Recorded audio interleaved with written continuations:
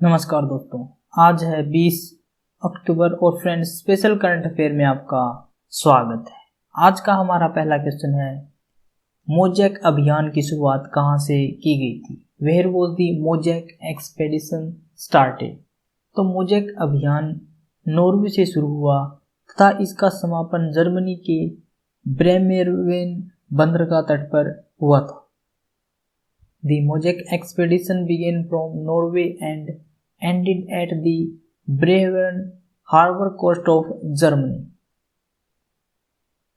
Multidisciplinary drifting observatory for the study of Arctic climate. Mosaic की full form है friends ये भौतिक, रासायनिक एवं जैविक प्रक्रियाओं का अध्ययन करने के लिए एक अंतर्राष्ट्रीय अनुसंधान अभियान है जो आर्कटिक के वातावरण, समुद्री बर्फ, महासागर एवं पारिस्थितिकी तंत्र को एक साथ अपने अध्ययन में शामिल करता है। केंद्रीय आर्कटिक क्षेत्र में आर्कटिक जलवायु प्रणाली की खोज को लेकर इस वर्ष मोजैक अभियान का यह प्रथम चरण था। पूरे वर्ष अनुसंधान के दौरान अवलोकन सतहों के लिए वितरित क्षेत्रीय नेटवर्क को जलयान, आइस ब्रेकर, आरवी पोलस्टर्न के आसपास की समुद्री बर्फ पर स्थापित किया गया। एक्वापोनिक्स सुविधा क्या है? What is an aquaponics facility? तो एक्वापोनिक्स पारिस्थितिकी रूप से एक स्थायी मॉडल है जो दो खाद्य उत्पादन प्रणालियों एक्वाकल्चर और हाइड्रोपोनिक्स को एक साथ जोड़ता है। Aquaponics is an ecologically sustainable model that combines two food production system, aquaculture and hydroponics. Hydroponics में मृदा के बिना पौधों को उगाया जाता है। इसमें मृदा के स्थान पर जल का उपयोग किया जाता है। एक्वाकल्चर शब्द का प्रयोग मत्स्य पालन हेतु आवश्यक परिस्थितियों तथा परिवेश के लिए किया जाता है। एक्वाकल्चर एक ही प्रजाति के जंतुओं की बड़ी मात्रा उनके मांस या उप उत्पादों के उत्पादन में सक्षम बनाता है। एक्वापोनिक्स एक उभरती हुई तकनीक है जिसमें मत्स्यन के साथ साथ पौधों को भी एकीकृत तरीके से उगाया जाता है। मत्स्यन द्वारा उत्पन्न अपशिष्ट का उपयोग पौधों की वृद्धि के लिए आवश्यक उर्वरक के रूप में किया जाता है। पौधे जहां एक तरफ आवश्यक पोषक तत्वों को अवशोषित करने का कार्य करते हैं, वहीं दूसरी ओर जल को फिल्टर निस्पंदन करने का कार्य भी करते हैं। इस निस्पंदन किए गए जल का उपयोग मत्स्य टैंक को फिर से भरने के लिए किया जाता है। एक्वापोनिक प्रणाली का क्या महत्व है? What is the importance of aquaponic system? तो एक्वापोनिक एक पर्यावरण अनुकूल तकनीक है। Aquaponic is an environmentally friendly technology. इस प्रणाली के कई फायदे हैं जिनमें से निम्नलिखित शामिल है। एक प्रणाली द्वारा उत्पन्न अपशिष्ट का उपयोग किसी अन्य जैविक प्रणाली के लिए आगत इनपुट या उर्वरक के रूप में किया जाता है। मत्स्यन और पौधों का एकीकरण जैविक विविधता में वृद्धि करता है जो तंत्र की स्थिरता और धारणीयता को बढ़ाता है। यह पर्यावरण में मुक्त किए गए अपशिष्ट की मात्रा में कमी और जल के निस्पंदन द्वारा नकारात्मक पर्यावरणीय प्रभावों को कम करती है। बाजार में जैविक उत्पादों की बिक्री से किसानों की आय बढ़ाने में मदद मिलेगी और यह स्थानीय अर्थव्यवस्था को भी समर्थन प्रदान करती है। शुष्क क्षेत्रों में जहां जल की कमी रहती है उनके लिए एक्वापोनिक एक उपयुक्त खाद्य उत्पादन तकनीक है क्योंकि इस तकनीक में जल का पुनः उपयोग करके खाद्य उत्पादन किया जाता है। अंतर्राष्ट्रीय छात्र मूल्यांकन कार्यक्रम की शुरुआत किसके द्वारा की गई थी? The international student assessment programme was launched by which? तो PISA की शुरुआत आर्थिक सहयोग और विकास संगठन द्वारा 2000 में की गई थी। PISA was started by the organisation for economic cooperation and development in the year 2000। यह अधिगम गणित और विज्ञान में 15 वर्षीय बच्चों के सीखने के स्तर का परीक्षण करता है। परीक्षण हर 3 वर्ष में आयोजित किया जाता है। भारत ने 2009 में अपने निराशाजनक प्रदर्शन के बाद 2012 और 15 में PISA में भाग नहीं लिया। 2009 में भारत 74 प्रतिभागी देशों के बीच 72वें स्थान पर रहा था। सरकार ने 2019 में PISA में भाग लेने का निर्णय लिया है। अशांत अक्षेत्र अधिनियम को कब लागू किया गया था? When was the triple act enacted? तो अशांत अक्षेत्र अधिनियम को सबसे पहले 1986 में लागू किया गया था।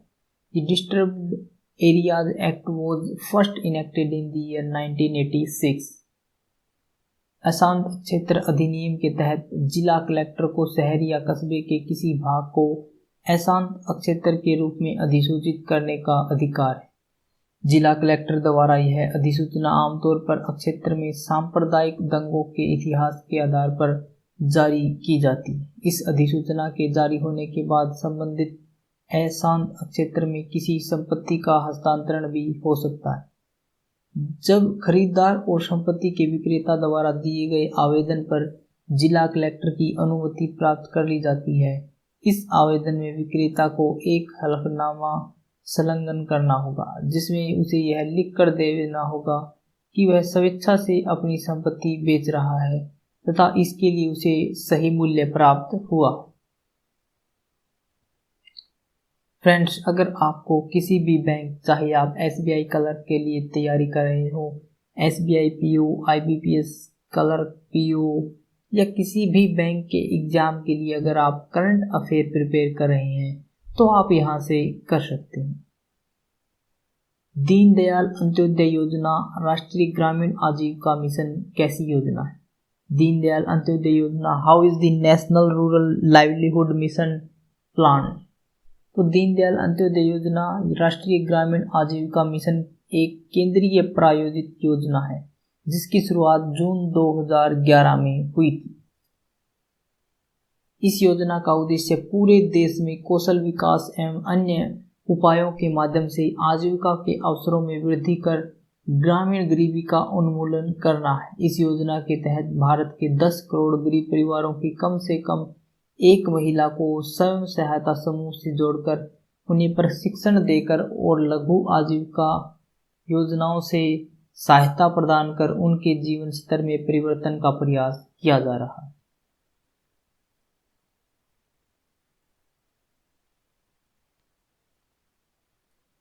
सार्वजनिक ऋण अनुपात क्या होता है? व्हाट इज द पब्लिक डेब्ट रेशियो? तो ऋण GDP अनुपात अथवा सार्वजनिक ऋण अनुपात किसी भी देश के सकल घरेलू उत्पाद के साथ ऋण का अनुपात होता है। इस अनुपात का उपयोग किसी देश की ऋण चुकाने की अक्षमता का आकलन करने के लिए किया जाता है। डेब्ट GDP रेशियो और पब्लिक डेब्ट ratio is the ratio of डेब्ट to GDP of any country. This ratio is used to access and countries ability to repay डेब्ट।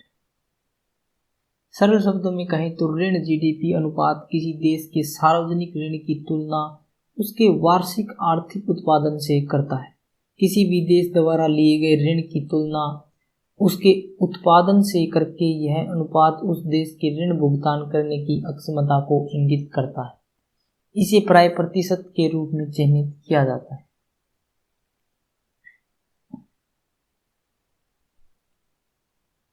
ऋण GDP अनुपात क्या दर्शाता है? व्हाट डज द डेब्ट GDP रेशियो रिप्रेजेंट्स? तो ऋण GDP अनुपात या सार्वजनिक ऋण अनुपात किसी देश की ऋण चुकाने की अक्षमता को दर्शाता है। अतः जिस देश का ऋण GDP अनुपात जितना अधिक होता है उसे अपने सार्वजनिक ऋण को चुकाने में उतनी ही अधिक परेशानियों का सामना करना पड़ता है। डेब्ट GDP रेशियो और पब्लिक डेब्ट ratio refer to a country's ability to repay its debt. Therefore, the higher the debt GDP ratio, the more difficulties people have to save in repaying their public debt.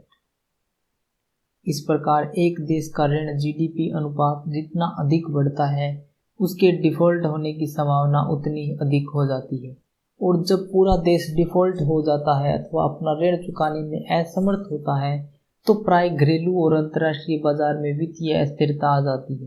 यही कारण है कि सभी देशों की सरकारों द्वारा अपने ऋण GDP अनुपात को हर स्थिति में कम करने के प्रयास किए जाते हैं। हालांकि कई अर्थशास्त्री मानते हैं कि अपनी स्वयं की मुद्रा छापने में सक्षम संप्रभु देश कभी भी डिफॉल्ट नहीं हो सकते, क्योंकि वे अधिक से अधिक मुद्रा छापकर अपने ऋण का भुगतान कर सकते हैं।